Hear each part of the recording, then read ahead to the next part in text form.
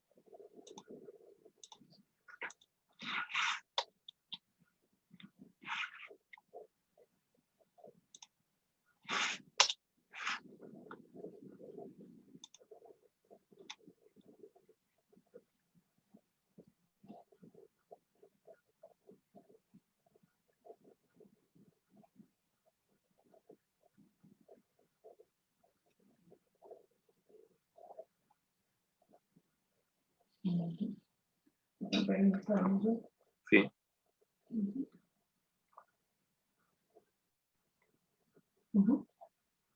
Estamos en el aire. Está no ar. Hola amigos, ¿cómo están? Bienvenidos a esta transmisión especial, este Facebook Live que estamos el día de hoy con una invitada especial desde Brasil, ¿sí? Estamos con la doctora Karina Okajima Fukumitsu, que está en estos momentos en contacto con nosotros y que vamos a hacer una interesante entrevista. Vamos a tener una interesante entrevista sobre un tema que poco es tocado, pero es muy importante conocer acerca de él. Así que vamos a hablar acerca del suicidio y la familia. Y les pedimos a los amigos que nos están ahora conectándose que puedan comentar y compartir este Facebook Live en estos momentos. Les vamos dejando que vayan compartiendo esta transmisión, que en un momento vamos a iniciar tocando diferentes puntos que seguramente serán de mucho interés para todos. Bien, entonces en un minuto nosotros vamos ya iniciando. Vemos que se están conectando las personas, ¿sí? Y va a ser traducida del portugués al español, ¿sí? Así que todos vamos a entender y vamos a estar empezando pronto. Entonces, Adriana, los saludos iniciales. Hola, buenas noches con todos. Es un gusto, un honor y un placer. Hoy es un día muy especial para mí porque tenemos una invitada muy especial. Entonces, estoy muy contenta y envío un abrazo a todos nuestros amigos acá de Perú, del mundo y do Brasil. Tenho muito orgulho de estar fazendo esse trabalho aqui hoje, essa live, porque é uma convidada muito especial e eu fico até sem palavras, né, por essa honra, né, dessa live. Então, doutora Karina, muito obrigada desde já e vamos conhecê-la, vamos ver o lindo trabalho que ela faz no Brasil y eso. Sí. Entonces, estamos compartiendo también con todas las páginas que tenemos. Por favor, vayan compartiendo y vamos a ya presentar a nuestra invitada en breve. En breve ya nos están preguntando más. Se siguen sumando más personas a la transmisión y también pueden preparar sus preguntas porque vamos a tener la posibilidad también de quizás contestar algunas interrogantes que ustedes tengan y a ver, esperamos que seguramente tengan mensajes importantes que a todos les pueda realmente servir de mucho. Bien, estamos listos y empezamos entonces. Bueno, Muy buenas noches con todos. Mi nombre es Julio Salas, soy psicólogo, psicoterapeuta, director del Centro Peruano de Constelaciones Familiares y el Instituto Peruano de Psicoterapia Integrativa. Y es un placer para mí presentar a la doctora Karina Okajima Fukumitsu, psicóloga, con muchas especialidades, y ahora Adriana también la va a presentar en detalle. Y un placer, doctora Karina, que usted nos pueda acompañar el día de hoy en esta transmisión, hablando acerca de un tema también que no se habla mucho o que a veces también puede resultar hasta a veces incómodo, porque es un tema muy fuerte, es el tema del suicidio. Me acompaña en esta entrevista Adriana Gondín. Adelante, Adriana, para que puedas presentarte y presentar a nuestra invitada. Bueno, buenas noches con todos. Yo también estoy acá en el Centro Peruano con mucho orgullo de hacer esa live, ¿no? Trabajamos juntos acá. Yo soy de Brasil también, entonces para mí es muy emocionante, ¿no? Tener una invitada tan especial. Y doctora Karina, además de psicóloga, ¿no? Ella también es escritora y tiene varios libros escritos en portugués, ¿no? En el idioma portugués, y nosotros también vamos a estar hablando acerca de esto, ¿no? Entonces, Julio, por favor, los detalles, ¿no? De sus especialidades. Sí, entonces tenemos a la doctora Karina Okajima Fukumitsu, es psicóloga, suicidologista, terapeuta gestal, psicopedagoga, conferencista y autora de libros y artículos sobre prevención de los procesos autodestructivos, posvención, luto por suicidio, acogimiento de la vida y gestal terapia. Tiene posgrado en psicología por el Instituto de Psicología de la USP. Maestra en psicología clínica por la Michigan School of Professional Psychology, Estados Unidos. Es coordinadora de posgrado en suicidología, prevención, posvención, procesos autodestructivos y luto de la Universidad Municipal de São Caetano do Sul. Es coordinadora adjunta de la posgraduación en Gestalt Terapia, abordaje clínica e institucional de la Universidad Cruzeiro do Sul. Y autora del podcast Tem Vida, Tem Jeito. Bueno, bem-vinda, bem-vinda. Seja muito bem-vinda, doutora Karina. Muito obrigada, primeiro pela extrema acolhida, que me deixa muito emocionada, Julio e Adriana. E eu quero agradecer em especial a pessoa que me apresentou, a Fátima Martuccelli, por eu estar tendo essa oportunidade com vocês. Muito, muito obrigada. Estoy muy agradecida con todos, especialmente con la doctora Fátima Martuccelli, ¿no? Que nos presentó a Julio y Adriana, y estoy muy contenta de estar acá. Entonces, entrando en el tema de la suicidología, ¿qué entendemos nosotros por la suicidología? Este tema que quizás para muchos es la primera vez que escuchan, para los círculos académicos ya es un tema que se está estudiando, pero muchas personas por primera vez nos escuchan acerca de esta terminología. ¿Qué significa suicidología, doctora Karina? ¿Qué significa suicidología, doutora Karina? Aqui no Brasil, ele realmente também não é muito conhecido, mas nos Estados Unidos, onde eu fiz o meu mestrado, o termo suicidologist é muito conhecido. Ou seja, é todo o profissional que se dedica aos estudos, né, e ao aprofundamento dos comportamentos autodestrutivos e a prevenção deles. Entonces, en Brasil tampoco es muy conocido. En Estados Unidos sí es más conocido y es el estudio, ¿no? Es el profesional que estudia los comportamientos autodestructivos. Y doctora, ¿cómo se inició en el estudio de la suicidología? ¿Cómo se animó a estudiar este campo? Uhum. O que fez você estudar a suicidologia? Não foi uma escolha que eu gostaria de ter, honestamente.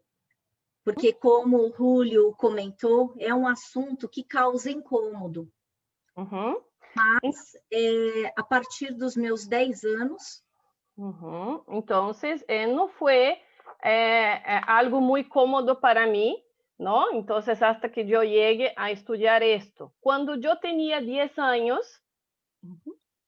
A minha mãe iniciou as várias tentativas de suicídio. Uhum. Minha mamã tentou por várias vezes suicidar-se. E nós a levávamos nos hospitais para socorrer.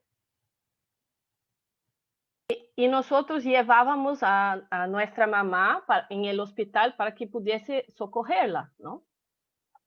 E nós ouvíamos dos profissionais comentários. Nós escuchávamos de los profissionais, não? Alguns comentários. Dona Yoko, a próxima vez a senhora tenta de um jeito mais efetivo para fazer com que nós não fiquemos perdendo tempo com a senhora. Eles diziam, senhora Yoko, por favor, de uma próxima vez, intenta de uma forma que seja efetiva, para que nós não estemos perdendo tempo contigo. E isso gerou uma ferida muito grande que eu tento trazer como suicidologista. Então, isto generou uma herida muito grande e por isto, como suicidologista, eu tento trazer uma proposta de acolhimento. Uma proposta de acolhimento. Aquele que tem um sofrimento existencial intenso. Para aquela pessoa que tem um sofrimento existencial muito profundo. Entonces, cuando ocurre un suicidio en la familia, ¿qué probabilidades hay que se vuelva a repetir? Porque a veces tenemos una persona que se ha suicidado y no se habla acerca de esto. Es un tema bastante difícil para la familia aceptar esto. Entonces, ¿qué tanta probabilidad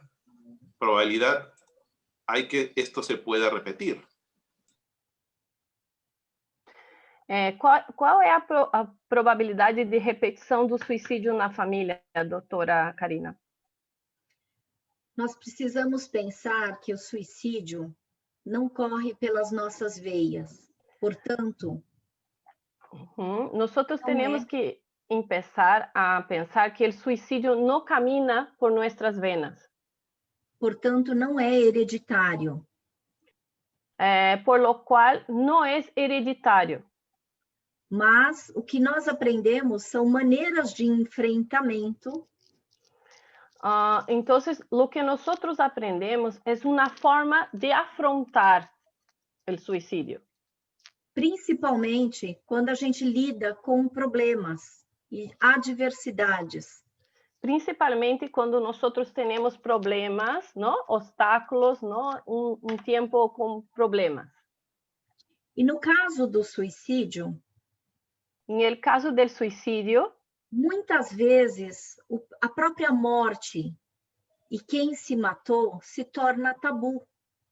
Então, muitas vezes a pessoa que comete suicídio ou a própria morte se vuelve um tabu, algo que não se comenta. E sabemos que, por uma questão, inclusive, compreensão sistêmica, nós temos... Perdão, desculpa. E sabemos também, através de uma mirada sistêmica, sabemos que tudo aquilo que se torna tabu se torna um segredo. Tudo que se vuelve um tabu se vuelve também um secreto. E quanto mais a gente silencia o sofrimento, Y cada vez que nosotros silenciamos más el sufrimiento ou omitimos, o ocultamos, omitimos, esse sofrimento aumenta. este sufrimiento aumenta. Isso quer dizer que, em grande parte, dá para a gente entender em vários momentos em que existem repetições na mesma família porque não houve o acolhimento. Entonces, nosotros podemos comprender mejor en las familias, mirando todo esto, por qué ocurren las repeticiones. Porque existe aquilo que nós chamamos em psicologia, Porque existe lo que nosotros llamamos en psicología por transmissão psíquica transgeracional. por transmisión psíquica transgeneracional. Porque é uma maneira de perpetuar, inclusive, os nossos comportamentos autodestrutivos. É uma forma também de fazer com que sempre esté presente estes comportamentos autodestructivos. Sí, yo recuerdo de casos de familias en donde por generación alguien se suicida, ¿no? Y es una complicación porque los que quedan están pensando, ¿y ahora quién toma la posta? E então, em muitas gerações se repete a questão do suicídio, não? Então, às vezes, uma pessoa, o Júlio está comentando, né, que fica esperando algo, né, que pode acontecer por isto, né? E eu acredito, essa pergunta e essa afirmação que você traz, Julio, é muito importante. Esta pergunta e esta afirmação que existe, Julio, é muito importante. Porque eu vejo muito no trabalho com luto por suicídio. Eu vejo muito em el trabalho por duelo ou luto em suicídio que os enlutados temem também que o desfecho deles também seja o suicídio. Que as pessoas que estão atravessando um duelo também têm medo que também lhe possa passar algo parecido. E nesse sentido, eu sempre trago a afirmação, primeiro, que o suicídio não corre pelas veias. Então, em primeiro lugar, eu sempre trago uma afirmação. O suicídio não camina por nossas venas. Que nós podemos ressignificar os nossos comportamentos autodestrutivos. Que nós temos a capacidade de ressignificar nossos comportamentos autodestrutivos. E principalmente, que não é porque uma situação aconteceu com alguém da sua família. E principalmente, não é porque alguém de sua família lhe passou isto que necessariamente vai acontecer com você.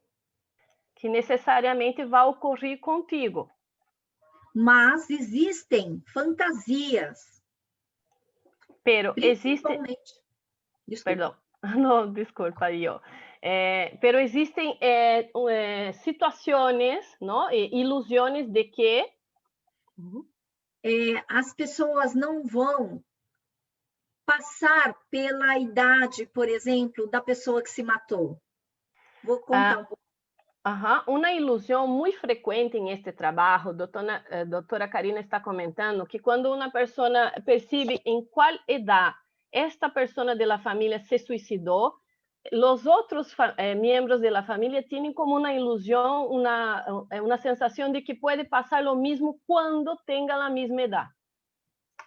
E a coisa mais bonita de testemunhar, por exemplo, se um pai se matou quando ele tinha 40 anos, e essa pessoa está fazendo 40 anos.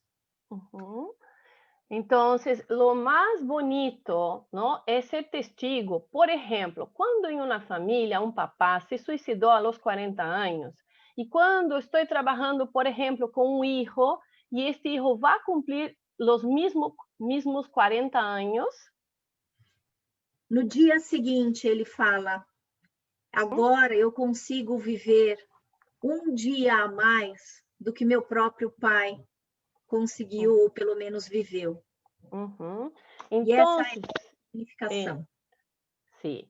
Entonces, cuando este hijo, ¿no?, cumple los 40 años, en el día siguiente, la doctora tiene una frase, ¿no?, que ella dice para que ellos puedan repetir, que es la siguiente, ¿no? Entonces, ahora yo, que soy el hijo, pude vivir un día más que mi papá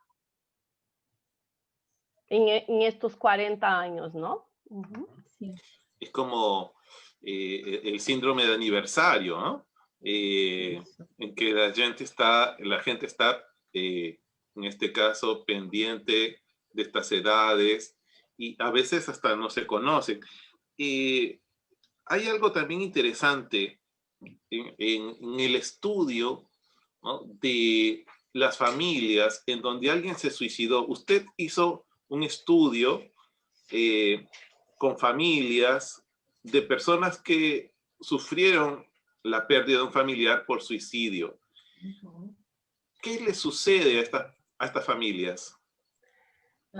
Então, doutora, o Júlio está se referindo ao seu livro... Perdão. O Júlio está se referindo ao seu livro Sobreviventes enlutados por suicídio. Então, ele está perguntando, desse estudo que a senhora fez, o que a senhora poderia comentar para a gente acerca desse trabalho lindo, desse livro que você fez, né? E o que você gostaria de comentar sobre esse livro? Quando falamos que são sobreviventes enlutados, é por uma questão que eu criei no doutorado. Entonces, cuando nosotros hablamos que son sobrevivientes en duelo, enlutados, ¿no?, de luto, es por una cuestión que yo hablé en mi pós-doutorado. Doutorado. Perdão, doutorado. Sí. Quem mata quem quando um suicídio acontece? La cuestión es, ¿quién mata quién cuando un suicidio ocurre? E aqui no Brasil, infelizmente, ainda a gente está muito aquém desses trabalhos de acolhimento aos sobreviventes enlutados por suicídio. Acá en el Brasil, al menos, ¿no?, por ahora, estamos muy lejanos de este trabajo, de hacer un trabajo de acogimiento para las personas que sufren o para los parientes que sufren un suicidio en la familia. Então, eu tenho me dedicado desde 2009, quando eu entrei no doutorado, e continuei no pós-doutorado. Entonces, mi dedicación desde 2009, cuando yo entré en el doctorado y también en el pós-doutorado, é para oferecer e estimular espaços. Es para ofrecer y estimular espacios ao acolhimento desses enlutados por suicídio. Para estas personas, ¿no?, que viven el duelo, el luto, ¿no?, que tienen la cuestión del suicidio. Porque eu acredito que o luto por suicídio é diferente do luto causado por outras mortes. Yo creo que el duelo causado por el suicidio no es igual a un duelo por outra causa de muerte.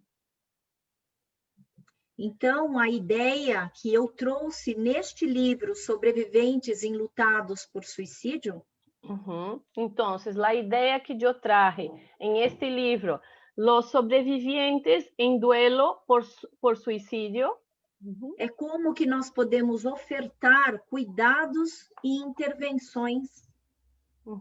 Es como nosotros podríamos ofrecer cuidados y informaciones para essas pessoas que vivem uma dor sem nome.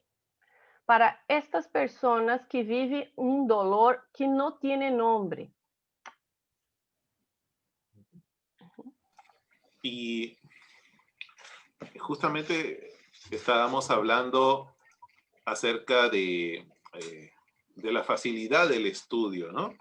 Y de que también no es fácil inclusive para algunos académicos, mirar este tema porque piensan, no, mejor estudiemos otros temas que no sean tan complejos o más alegres, como nos comentaba, ¿no?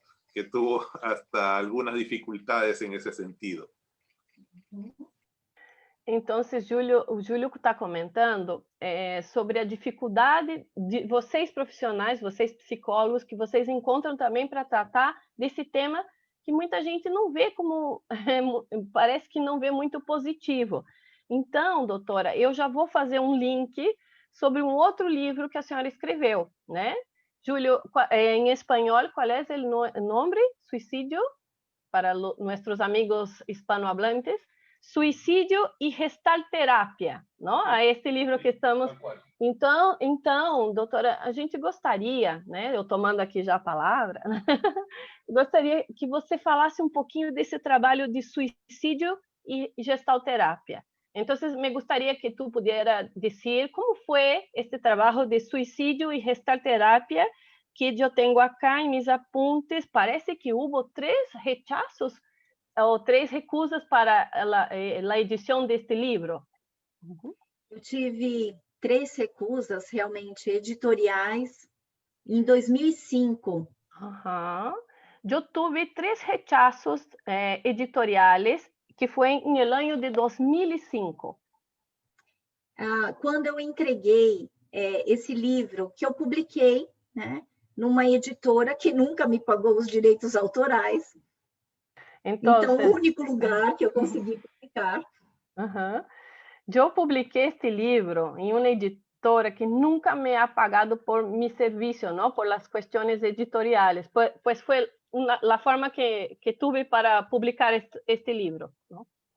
E atualmente esse livro ele é produzido de forma autônoma, ou seja, eu, né, pago, faço esse livro. Então, agora, por todo esto, ¿no? Este libro tiene la edición autónoma. Yo misma, ¿no? Hago la gestión de este tema de la edición del libro. E quando eu entreguei para uma coordenação de uma universidade que eu fui professora durante 12 anos. E quando eu entreguei para a coordenação de uma universidade que eu trabalhei 12 anos, 12 anos, eu ouvi o comentário dela, porque não conhecia minha história. Eu escutei um comentário desta pessoa, que era a coordenadora, que é o seguinte: não tem nenhum assunto mais felizinho para você pesquisar, Karina? Não tem nenhum tema mais alegrito para que tu puedas investigar, Karina? E eu falei, não para quem conhece a minha história. Eu disse, não para quienes conhecem minha história. E aí eu entendo que nós não podemos fugir daquilo que é mais nosso. Então, eu compreendo que nós não podemos huir de lo que é nosso, de lo que é nosso tema. E nesse momento eu criei uma frase. Então, em este momento eu criei uma frase. Quem está longe julga. Quem está lejos juzga. Quem está perto compreende. Quem está cerca compreende. Quem está lejos juzga e quem está cerca compreende. Naquele momento em que o Suicídio e Gestalt Terapia tem sido o meu livro que eu mais tenho procura. Então, he percebido que meu livro Suicídio e Gestalt Terapia é um dos mais pedidos, tem bastante êxito. E que já felizmente está na 3ª edição. E que por felicidade minha, não, e de todos que compartem este trabalho, está em sua 3ª edição. Porque o meu objetivo era incentivar as lides acadêmicas a gente falar sobre esse assunto. Então, minha intenção é fazer com que as pessoas, os profissionais, os acadêmicos, possam falar e discutir acerca deste tema. Eu tinha muito medo de receber um cliente, um paciente que falasse para mim, eu quero me matar. Yo tenía mucho miedo de recibir un cliente o paciente que pudiera decir, yo quiero suicidarme. O que seria uma repetição na minha vida, relembrando que a minha mãe tentou várias vezes o suicídio. Lo que sería una repetición en mi vida, y recuerden, mi mamá intentó por varias veces el suicidio. Nesse momento, então, eu tomo uma iniciativa de me declarar como suicidologista. Entonces, en este exacto momento, yo tomo una decisión de declararme como suicidologista, la persona que estudia el suicidio, ¿no? Y todo que tiene que ver con el suicidio. Principalmente numa situação Principalmente em uma situação em que eu estava grávida daquele que seria o meu primeiro filho. Quando eu estava embaraçada de meu primeiro filho. E eu tive um aborto espontâneo. E eu tive um aborto espontâneo. No momento em que eu estava falando pelo telefone com a minha mãe. Em um momento que eu estava falando por telefone com minha mamã. Que falava que queria se matar. Ela dizia, quero suicidar-me. E falei para ela, mãe. E eu lhe dije, mamá. Por muitas vezes você tentou se matar. Por muitas vezes tu intentaste matar-se. E a morte não chegou até você. E a morte não chegou para ti. Calma, a hora da sua morte chegará. Tem calma, a hora que seja, a hora de tu muerte vai a chegar. Nesse momento eu senti uma pontada. Em este exato momento eu senti como se diz, me olvidei, Júlio, a palavra, uma dor. Dolor, não? Pero aí uma outra palavra se me escapou. Eu senti como dolor, uma encada, uma encada. Sim, eu senti uma encada e dolor em este momento. E eu recebi a recomendação de fazer a curetagem. E eu recebi a informação para fazer os procedimentos médicos para a retirada do bebê. Depois da curetagem, a minha mãe chega para mim. E logo deste procedimento, minha mamã chega e... Karina, você perdeu muitas coisas comigo, não é? E ela disse, Karina, tu has perdido muitas coisas comigo. E eu falo, perdi, mãe. Perdi uma infância e uma adolescência irisada. E eu disse, mamã, é certo, eu perdi uma infância e uma adolescência. E ela fala, a partir desse momento eu não vou tentar mais o suicídio. Então, justo em este momento, ela me disse, sabe que eu não vou tentar-lo mais. E aí eu falo, então agora eu tenho a tua parceria e tenho um escrito que eu fiz para disciplina de ética no mestrado. Então, em este momento, eu disse, mamá, então, em esto vamos fazer um acordo. E a última coisa que a senhora disse, doutora Karina, que é um trabalho de ética. Ok. No meu mestrado. E justamente é um trabalho acerca da ética que eu fiz em minha maestria. Sobre suicídio.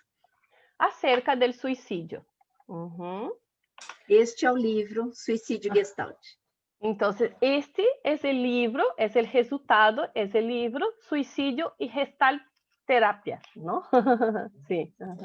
Então, ela do meu lado, no lançamento, ela falava, oi, eu sou a kamikaze. Então, minha mamã, quando eu estava em lançamento do livro, ella decía, hola, yo soy la kamikaze, ¿no? De la cultura japonesa, ¿no? Ellos intentaban hacer lo mismo, suicidarse, ¿no? Pero aí, doutora, era também, eles faziam isso por um tema de honra, não? Sim. Então, eu dije à doutora Karina que os kamikazes tentavam fazê-lo porque era uma questão de honor para a cultura japonesa. Ah, e uma coisa que queria comentar, não sei se as pessoas acá em Peru sabem, em Brasil é a maior comunidade japonesa do mundo, fora de Japão. E acá é a segunda. Miren qué increíble, ¿no? Entonces, Brasil tiene la comunidad más grande, ¿no? De japoneses fuera de Japón y Perú es la segunda comunidad. Sí. Sí. Entonces, justamente quería preguntarle lo que muchas personas quieren saber. Lo que muchas personas, ¿por qué? ¿No? La gran pregunta, ¿por qué llegar al suicidio?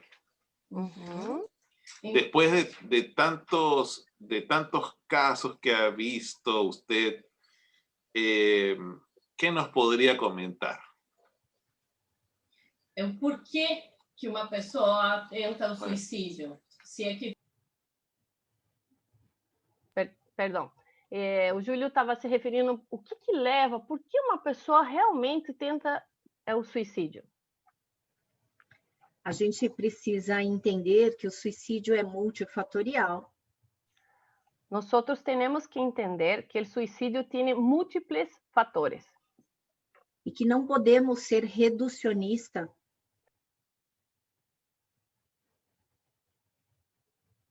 E não podemos ser reducionistas. Aplicando ou trazendo apenas uma causa. Aplicando ou traindo solamente uma causa. O que eu trago como crença. Lo que eu trago como crença. É que existe sim uma busca incessante de porquês. É que sim, há uma búsqueda muito grande de los porquês. E que a verdade vai embora com aquele que se matou. E que a verdade se vai junto com a pessoa que cometeu suicídio. E principalmente porque a morte por suicídio é uma morte violenta. E principalmente porque a morte, resultado de suicídio, é violenta. E que afronta o nosso instinto de sobrevivência. E que afronta, não, nosso sentido de supervivência. Essa montanha russa de busca incessante de porquês. Então, isto sube e baixa de búsquedas de porquês. É enorme, acontece por causa, né? Qual é a causa dessa pergunta do porquê? Né? É em nome. Então, o porquê, a causa, é em el nombre. Para tentar explicar. Para intentar explicar. Qual é o motivo? Qual seria a motivação? De uma pessoa ser o algoz e a vítima da própria morte. Qual seria a motivação de que a mesma pessoa pueda ser su perpetrador e a própria vítima deste hecho? Porque nos casos, por exemplo, de adoecimentos. Por exemplo, em los casos de enfermedades. Ninguém fica questionando por quê. A gente sabe que foi a doença que matou. Nadie se questiona por que passou isto, não? Resultado da morte. Pero em el suicídio, sim. Porque não existe um responsável pela morte, a não ser a própria pessoa.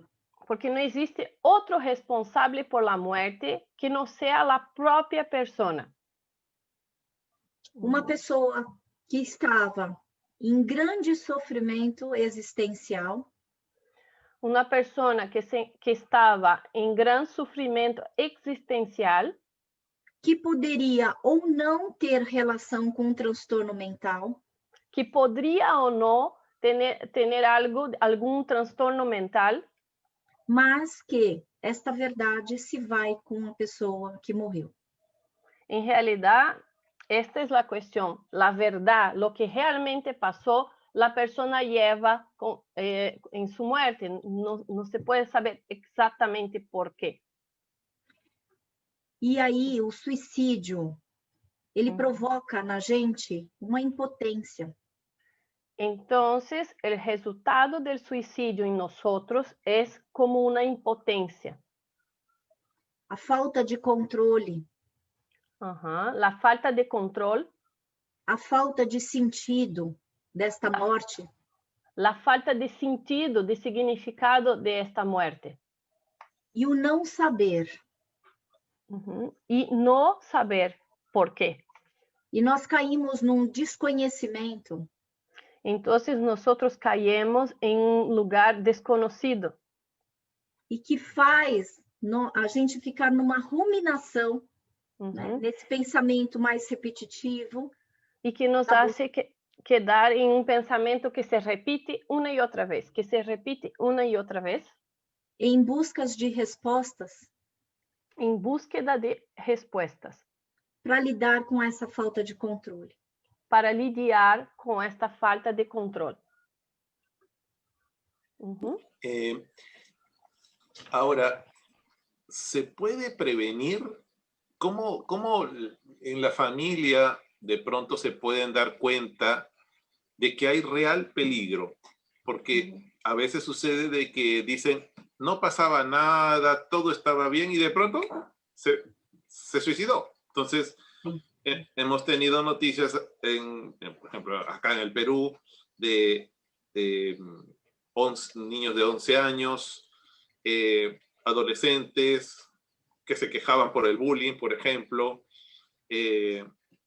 personas adultas mayores, pero a veces la familia misma decía, no pasa nada, todo está bien, y de pronto se suicidó. ¿Hay alguna manera de reconocer si hay algunos signos que nos puedan ayudar a prevenir? ¿Qué nos podría comentar? Em resumo, ele disse assim, né? Só para aclarar. Ele disse assim, tem como prevenir o suicídio? E por que ele fala assim? Porque em muitos casos a família fala, ele nunca deu nenhum signo, nenhuma mensagem de que ia cometer o suicídio. Ou não queria ver, não? Ou então, e também tem outro caso que a família também não quer ver. Às vezes a pessoa está dando sinais de que vai fazer, mas a família não, ele não vai ter coragem. Então, como a senhora vê essa situação, doutora Karina? A tua pergunta é excelente, Julio. Sua pergunta, Julio, é excelente. Porque esse mês, principalmente de Setembro Amarelo, porque este mês de setembro se chama Setembro Amarillo e tem porquê. Traz muito sofrimento, principalmente para os enlutados. Traz muito sofrimento, principalmente para os que estão vivendo duelo. Porque existe uma ideia de que a gente poderia, né, prevenir. Porque existe uma ideia que nós poderíamos prevenir, fazer a prevenção. E existe ainda uma outra ideia errada. E aún existe outra ideia que não está certa. Que 9 de 10 casos poderiam ser evitáveis. 9 de 10 casos se poderia evitar. E isso traz uma culpa enorme para as pessoas que falam, mas eu não percebi, porque ele não deu sinais. Então, isto traz para as pessoas da família uma culpa muito grande, porque eles dizem, sabe que eu não he percebido nada. Então, normalmente, quando eu ouvia esta frase, então, quando eu escutava esta frase, de que 90% dos casos de suicídio seriam evitáveis, de que 90% de los casos de suicídio se poderia evitar, eu falo, então eu pertenço aos 10%. e eu digo, então eu pertenço a los 10%.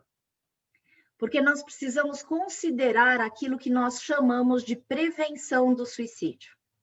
Então, nós temos que considerar o que é a prevenção do suicídio. Que não significa previsão, Que não significa prevenir, nem evitar. nem evitar, e tampouco evitar. O que nós temos como prevenção O que nós temos hoje como prevenção é ofertar espaços como vocês estão trazendo, é oferecer à população como este espaço que acá estamos em uma live falando para vários países, não? Para várias pessoas acerca do tema que muitas vezes as pessoas não entendem por que se habla de esto, pero é necessário. para falar e divulgar os sinais de alerta, Para poder hablar e divulgar los signos de alerta. um dos primeiros, principais, inclusive, Uno de los primeros y principales signos que uma tentativa prévia de suicídio, que existe em um intento prévio de suicídio, juntamente com um transtorno mental, junto com um transtorno mental, potencializa potência uma nova tentativa de suicídio, novo intento de suicídio. se não houver um trabalho de ressignificação. Se não há trabalho de ressignificar todo isto. Da maneira como a pessoa pode enfrentar os próprios problemas. É necessário ressignificar e fazer com que a pessoa pueda ter mais ferramentas para afrontar seus próprios problemas. Porque eu considero uma frase que é do Schneidman. Porque eu considero, e existe uma frase de Schneidman, que ele fala que o suicídio é um ato definitivo para um problema temporário. Ele disse que o suicídio é repite por favor, Karina. Ato definitivo para um problema temporário. É um ato definitivo para um problema temporal, para um problema de agora. Desta forma, o trabalho de prevenção, este trabalho de prevenção não é feito para evitar um suicídio, mas para ajudar as pessoas a lidar com esses problemas que são temporários. E sim para ajudar as pessoas que têm estes problemas temporais, estes problemas que estão ocorrendo aqui e agora. Então, se existir um porquê, é o sofrimento. Então, se poderia dizer um porquê, não? Se é que existe um porquê, seria sofrimento. A palavra é sofrimento. Só que o que te faz sofrer é diferente do que me faz sofrer. Pero hay que entender que lo que te hace sufrir no es lo mismo que me hace a mí sufrir. Então, a gente precisa aprender a se aproximar daquele que sofre. Então, nós temos que aprender uma forma de acercamento para estas pessoas que sofrem. E também, doutora Karina, seria importante... você tem outro livro que é muito lindo, eu vou falar o nome em português, depois eu falo em espanhol, que seria, né, uma possibilidade em espanhol. A vida não é do jeito que a gente quer. Então, o outro livro que seria um nome, não, traduzido agora seria La vida não é de la forma que eu quero. Então, este é um livro que a doutora Karina hizo e ela nos vai comentar algo acerca desse trabalho agora. Então, doutora Karina, a senhora pode falar um pouquinho desse livro que a frase para mim é maravilhosa, né? Como é que surgiu esse livro? Como é a história desse livro? É muito fácil conversar com a senhora porque a gente vai de livro em livro, né? É muito fácil falar com a doutora Karina porque tem muitos livros, então cada livro é um mundo, não? É uma história muito incrível. Então, nos poderia comentar, então, com esse título, não, traduzido agora, La vida não é de la forma que eu quero, não? Então, como seria essa história desse livro, doutora Karina? Voltando ao só que eu trouxe em relação ao problema temporário, que a gente precisa encontrar maneiras de lidar com ele. Então, falando um pouquinho mais antes de falar do livro, acerca do problema temporal. Eu, em 2014, tive uma inflamação cerebral. Em 2014, eu tive uma inflamação no cérebro. Que eu entro às pressas no hospital aqui em São Paulo. Que eu fui a um hospital de urgências em São Paulo. Com um diagnóstico de esclerose múltipla. Com o diagnóstico de esclerose múltipla. É isso, não, Júlio? Esclerose múltipla. Múltipla. Sim. Que me tirou, durante um tempo, os meus movimentos. Que me sacou por um tempo meus movimentos. E a ordem alfabética. E a ordem do alfabeto. Sim. Não sabia se A vinha antes de B. Eu não tinha a noção se a letra A vinha antes ou depois da letra B. Ou seja, eu não conhecia mais o alfabeto. Estava no meu pós-doutorado. Imagina, e eu estava em meu pós-doutorado. Não sabendo nem se janeiro vinha antes de fevereiro. E imaginem, eu não sabia mais, depois disto, não? Se janeiro vinha antes ou depois de fevereiro. Então, eu estava enfrentando um problema grande. Então, eu, em este momento, afrontava um problema que era muito grande. O que eu chamo de tsunami existencial. O que eu chamo de tsunami existencial. E como eu sempre acreditei. E como eu sempre creí. Que nós podemos ter várias respostas para os nossos problemas. Que nós podemos ter várias respostas para nossos problemas. E imaginei que eu ia esquecer também a minha história. Eu imaginei que eu poderia olvidar também minha história. Porque eu já estava esquecendo a ordem alfabética. Porque imagina, eu já não sabia mais o alfabeto, a ordem do alfabeto. No meu maior desespero, ainda internada. Então, em minha maior desesperação, aún quando eu estive interna em el hospital, eu tive a ideia de escrever minha autobiografia. Eu tive a ideia de escrever minha autobiografia. E essa frase veio. E esta não é do jeito que a gente quer. E esta frase surgiu exatamente como eu disse: a vida não é da forma que eu quero. E eu gostaria de deixar a minha história para os meus filhos que tinham 7 anos e 9 anos nessa época. Então, meu desejo era deixar por escrito minha história para meus filhos que tinham 7 e 9 anos em este momento. E para quem é psicólogo sabe da importância que a gente atribui para as histórias. E para os que são psicólogos sabem muito bem como é importante nossas histórias, não? E aí eu escrevi imaginando que eu não ia me lembrar mais da minha história e que eu ia definhar, né, no meu cérebro. Então, eu escrevi porque eu pensei, eu não me vou a recordar mais de minha própria história e cada vez vou estar pior, então melhor lo hago.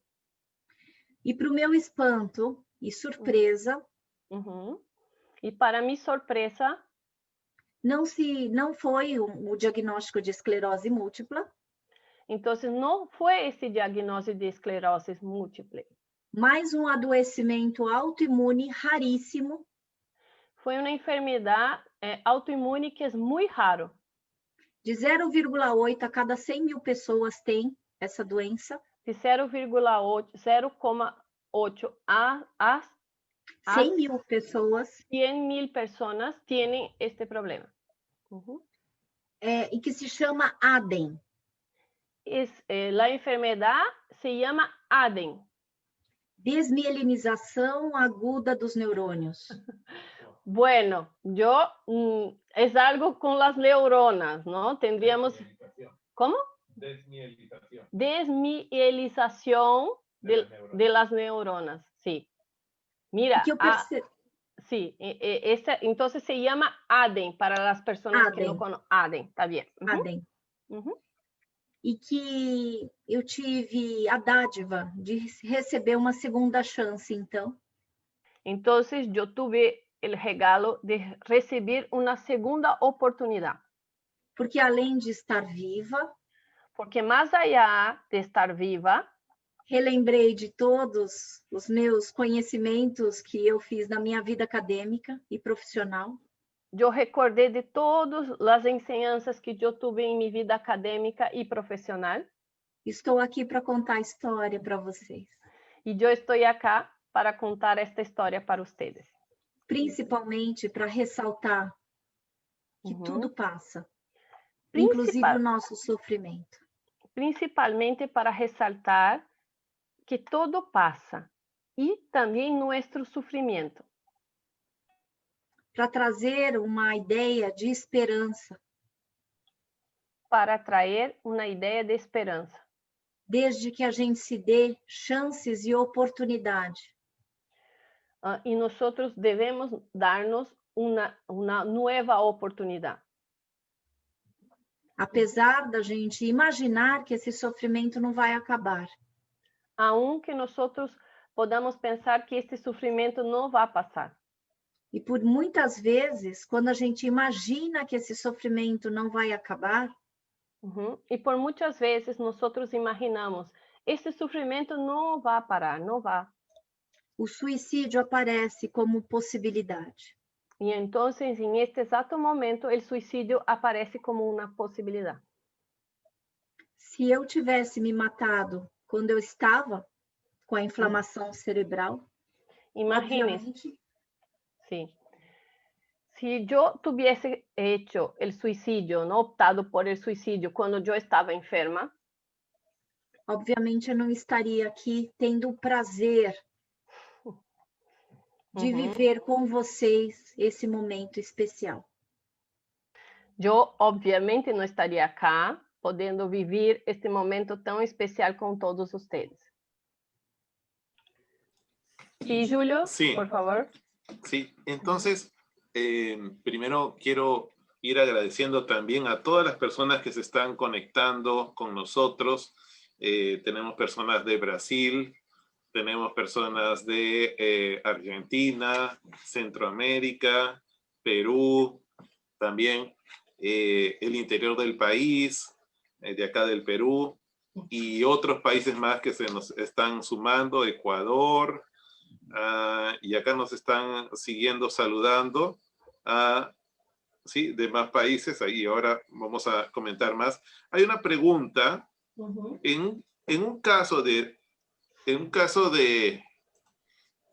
intento de suicidio y la familia se da cuenta de que esto está pasando, ¿cómo realizar una intervención en crisis ante un intento de suicidio? Nos pregunta Ricardo, y también acerca del pensamiento suicida, ¿no? ¿Qué se puede hacer o cómo se puede hacer? ¿Qué puede hacer la familia si se percata de esto? Em resumo, ele disse assim, então, se eu tenho na família uma pessoa que está nessa crise e a gente vê que vai tentar o suicídio ou que está dando informação de que sim, é uma possibilidade, o que eu posso fazer? E também ele perguntou alguma coisa sobre o pensamento suicida, como é? Vou começar por essa última pergunta, que o pensamento suicida ele pode aparecer com qualquer um de nós. Sim? Porque a morte pode ser vista como uma solução, né, deste problema que é temporário. E aí a gente precisa entender que existem 3 características principais. A ambivalência. Entonces, vamos allá. Entonces, la doctora dijo lo siguiente. Puede pasar con cualquiera, ¿no? Y cualquier persona, ¿no? Entonces, ¿qué nosotros tenemos que observar? Son 3 situaciones. La ambivalencia es la primera. Que a pessoa não quer se matar, mas ela quer matar aquilo que está provocando o sofrimento. Que ella no quiere matarse, ¿no? Pero quiere matar aquello que le hace sufrir. A impulsividade. La impulsividad. E aquele ato sem a reflexão. Que es el acto sin reflexión. E o pensamento enrijecido. Y el pensamiento duro, ¿no? Que es fijo, es duro. Tudo ou nada. Que significa todo o nada. Vida ou morte. Vida ou muerte. Quando somamos o pensamento suicida a essas 3 características, quando nosotros sumamos el pensamiento suicida con estas 3 possibilidades, nós temos uma ideação, um planejamento suicida. Nosotros tenemos un planeamiento suicida. Até se chegar ao ato suicida. Hasta que llegue al punto del acto suicida. O sea, las 3 cosas juntas, ¿no? Podría ser una evidencia de que puede pasar algo. Sabendo de todo este proceso. Entonces, si nosotros sabemos de este proceso. Quando nós temos alguém na nossa família. Quando nosotros tenemos alguien en nuestra familia que fala que quer se matar, que habla que quiere cometer el suicidio, nós precisamos entender que ele está tendo o pensamento.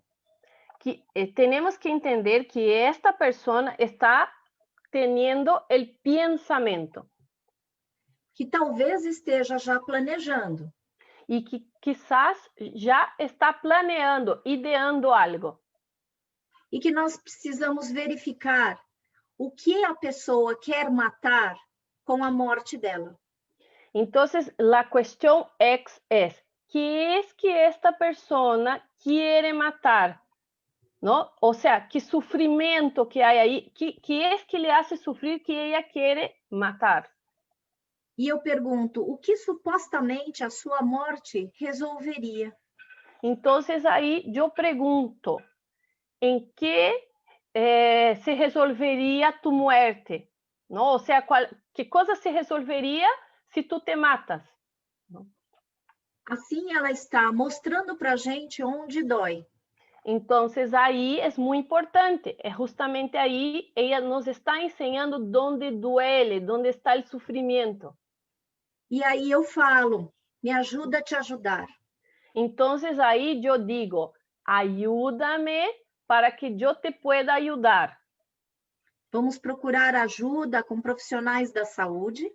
Entonces, vamos a hacer un plan, vamos buscar ayuda con un profesional de salud. Vamos buscar ampliar as suas possibilidades para resolver esse problema.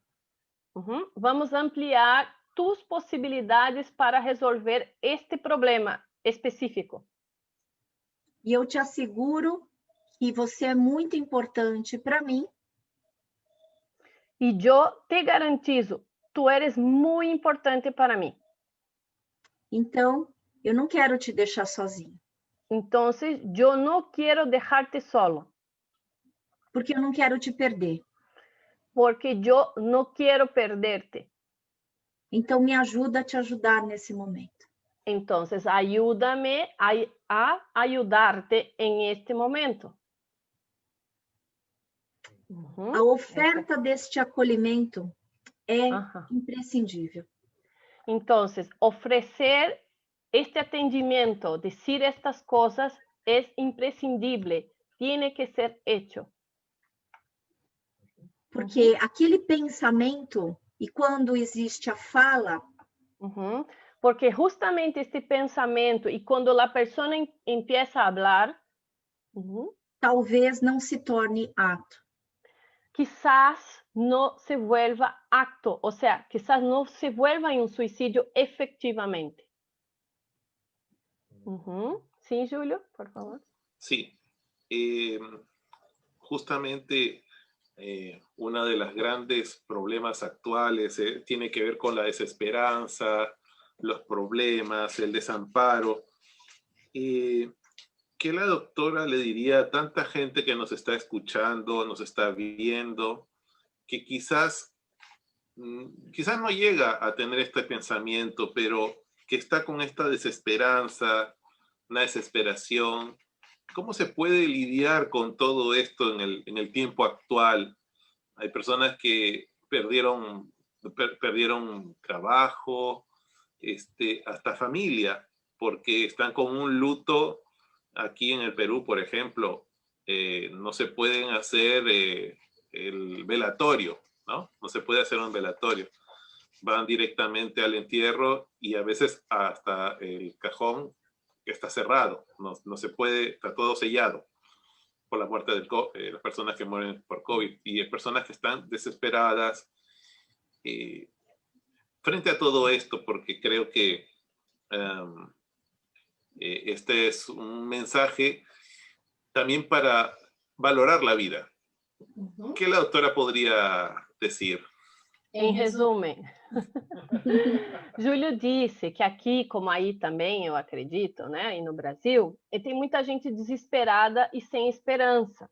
Por quê? Por causa da situação da pandemia, né, de tudo que está acontecendo. Em muitos casos, a pessoa perdeu o trabalho, perdeu um familiar, ela está em luto, né, e ela, em muitos casos, não pode se despedir da pessoa que morreu, porque às vezes o caixão está selado e não tem o velório e já direto o enterro. Então, qual seria também uma mensagem para essas pessoas que estão passando por isso, né? Que não vão cometer o suicídio, mas estão imersas em um momento de desesperança e desespero? A primeira fala que eu tenho é: respeite-se na sua dor. A primeira coisa que eu poderia dizer é: tenha respeito, tu mesmo tenha respeito por tu próprio dolor. E a vida, ela talvez vá te mostrar algumas alternativas. Quizás, provavelmente a vida te vai ensinar algumas possibilidades. E uma delas é o fato de você estar vivo, apesar de todo o sofrimento. E uma de ellas é o hecho de que tu ahorita estás vivo, aún com todos estes problemas. Mesmo com a desesperança, mesmo com a desesperação, quando tu estás sem esperança, mesmo com o desespero, aún com a desesperação, não tente entender o problema enquanto você está no olho do furacão. Não intente entender o problema quando tu está em la cúspide del huracán. Vai chegar um momento que tudo isso vai passar. Vai chegar um ponto, um momento que todo isto passará. Inclusive o seu sofrimento. Incluindo tu próprio sofrimento. Inclusive o seu desespero. E também tu desesperação.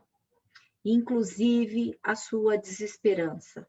E aún também quando tenhas a falta de esperança. Mas você não pode se desamparar. Porque se você está vivo, apesar de tudo que aconteceu. A vezes sim, tu puedes sentir desesperação, pero tu estás vivo, aún com todo esto que passou. Desde que começou a pandemia, nós estamos lidando com lutos intermitentes. Contínuos. Com a pandemia, nós estamos lidando com os duelos, não? Todos os dias, não? Continuamente. E nós perdemos muito. E nós tivemos uma perda muito grande. E a partir da perda, a gente se enlutou. Y con esta pérdida, nosotros estamos sin duelo, en luto. Mas estamos em luto porque é uma batalha que nós travamos Uhum. com a possibilidade de darmos respostas diferentes. Es una batalla que nosotros estamos viviendo, pero nosotros tenemos que tener la certeza, la seguridad de que hay nuevas posibilidades para lidiar con esto. E por isso que eu sempre trago o mantra, se tem vida, tem jeito. Por esto que yo siempre traigo un mantra. Si hay vida, si aún hay vida, hay una posibilidad. Existe uma potência. Existe un potencial, una potencia. E não é porque você não enxerga agora Y no es porque tú no puedes ver ahora que ela não exista. que ella no exista. Deixa a vida te ajudar também. Deja que la vida te ayude también. Porque muitas vezes o que a gente precisa Porque muchas aceitar veces lo que nosotros necesitamos es aceptar que nós não conseguimos dar conta de tudo. que nosotros no podemos con todo E que a vida não é do jeito que a gente quer. y que justamente la vida no es de la forma que yo quiero. Mas somos aquilo que Pero, nós respondemos. pero nosotros somos aquello que nosotros damos respuestas. Nós somos a possibilidade concreta de respostas, inclusive no nosso luto. Nosotros somos la posibilidad concreta de respuesta. Posibilidad concreta de respuesta, aunque estemos en luto, en duelo. Então, se a gente se tratar com generosidade, Entonces, si yo me trato con generosidad, e compaixão, y compasión, quem sabe puede ser que a vida nos dá uma esperança. la vida nos regale una esperanza. Un punto más me gustaría tocar en el caso de los adolescentes. En el caso de los adolescentes, justamente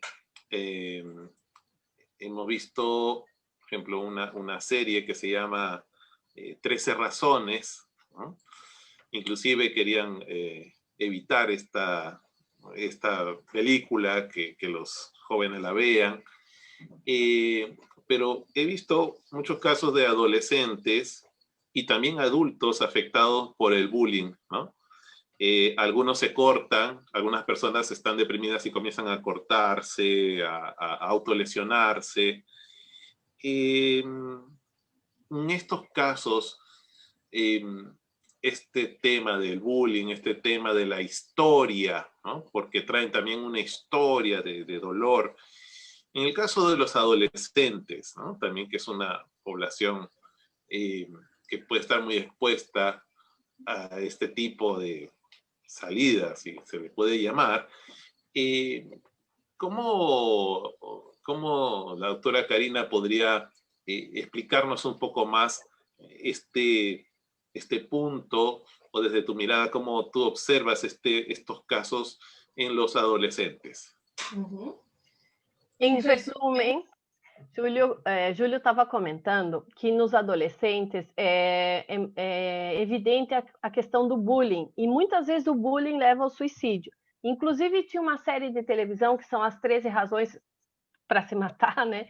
Que não queriam que exibissem essa série, porque parecia que teria um incentivo para os adolescentes e os jovens cometer o suicídio. Então, o que a doutora poderia dizer em relação especificamente aos adolescentes e essa questão que hoje em dia é tão normal, né, que não deveria ser normal de forma alguma, do bullying? O bullying mexe com a vergonha e com a dificuldade da sensação de pertencimento. O bullying toca a questão da vergüenza e a questão do pertencimento. Todas as vezes que nós sentimos vergonha, Todas as vezes que nós sentimos vergüenza, é porque existe uma idealização é porque existe uma idealização de uma maneira que nós gostaríamos de nos mostrar. de uma forma que nós gostaríamos ensinar-nos. E muitas vezes os adolescentes, E muitas das vezes os adolescentes eles trazem idealizações da maneira como eles deveriam ser. eles traem uma idealização, uma imagem de como eles deveriam ser. E meu trabalho com os adolescentes, principalmente aqueles que sofrem bullying, E meu trabalho com os adolescentes, especificamente com estes que sofrem bullying, tem sido identificar a idealização dele é identificar qual é a idealização, de que forma ele queria ser, e estimular o fortalecimento e estimular o fortalecimento de que ele não é aquilo que falam, de que ele não é aquilo que dizem que ele é. mas é um trabalho de É colocar. É um trabalho da gente fortalecer, inclusive, uma certa blindagem. É um trabalho de fortalecimento, de poner uma blindagem em este adolescente. Que muitas vezes, quando ele sofre bullying, Que muitas vezes, quando sofre bullying, não filtra. ele não pode, não tem a capacidade de filtrar. As opiniões alheias. As opiniões de los outros. E é como se eu falasse para você assim: Julio, você está com um roxo aqui, o que aconteceu?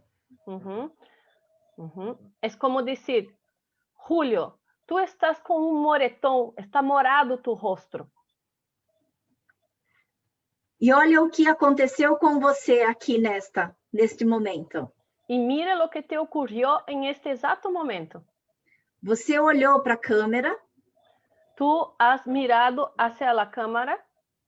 Você tentou ver se eu tinha razão. Tu intentaste ver se eu tinha a razão. E se realmente você estava com roxo. E se realmente tinha este moretão. Isso eu faço muito com os adolescentes que sofrem bullying. E isto é o que eu hago muitas vezes com os adolescentes que sofrem bullying. Eu dou uma ilustração como chega muito fácil. É uma forma de ensinar como chega muito fácil. E sem filtro. E sem filtro, sem filtrar. E sem questionar. E sem haver um questionamento. Se efetivamente você está com uma mancha roxa. Se realmente tu estás com este moretão, com esta mancha, não? Que interessante, não? Que increíble, muy increíble. Bueno, estamos ya llegando al final y estamos, vamos a estar como a 1 hora. 20. Adriana, ¿quieres preguntar algo más? Entonces, me gustaría preguntar, ¿no? ¿Cuál es la frase, ¿no?, que tú querías regalar en este momento, ¿no? La que nazca de tu corazón, sea un mantra, sea una enseñanza, para que nosotros podamos cerrar esta live, ¿no? Y dejar algo para las personas. Eu queria que você pudesse falar uma frase que você gosta, além dessas que você falou, um mantra, algo que você queria fechar essa live. Posso falar 2? Pode falar hasta 3. Mentira, puedes hablar lo que tú quieras. Acá tienes la total libertad. Tem uma frase que eu criei que é assim: o acolhimento é o que sedimenta.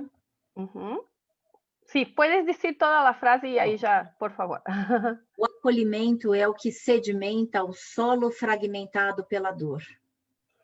el acogimiento es lo que fortalece el suelo que está marcado por, ¿cuál es Pela la dor. última? Por el Dolor. dolor.